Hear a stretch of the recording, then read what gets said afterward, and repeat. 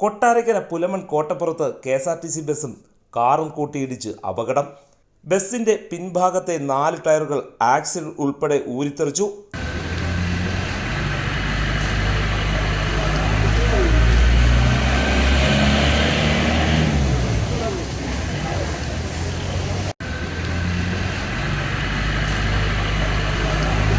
Car ബസ്സിന്റെ സൈഡിൽ വളവ് തിരിഞ്ഞപ്പോൾ നിയന്ത്രണം നഷ്ടമായി ഇടിച്ചതിനെ തുടർന്നായിരുന്നു അപകടം.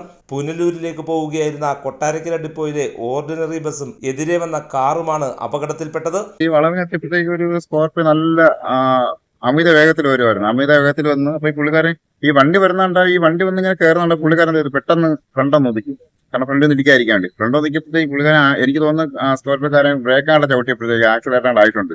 നല്ല സ്പീഡിൽ കൊണ്ടു പള്ളക്കൊട്ട് ഇടിച്ച് ആ ബാക്കിൽ ടയറും എല്ലാം കൂടെ ഉരുത്തെറിച്ച്, എന്നിട്ട് വണ്ടി അങ്ങ് ബാക്ക് പോയിട്ടാണ് വണ്ടി തിരിഞ്ഞത്. വണ്ടി റോങ് സ്ഥലത്തേക്ക് ഇപ്പൊ കണ്ടാൽ അറിയാം, വണ്ടി അവിടെ പോയി തിരിഞ്ഞങ്ങ് വീണു.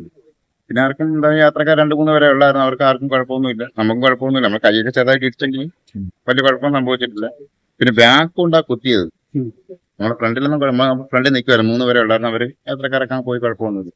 പിന്നെ ഡ്രൈവർ മറ്റേ കാറിന്റെ ഡ്രൈവറിനും വരെ കുഴപ്പമൊന്നുമില്ല. പുള്ളിക്കാർ അവിടെ എനിക്ക് മാറി നിൽക്കുമായിരുന്നു. മറ്റേ എയർ ബാഗ് ഉള്ളതുകൊണ്ടായിരിക്കാം.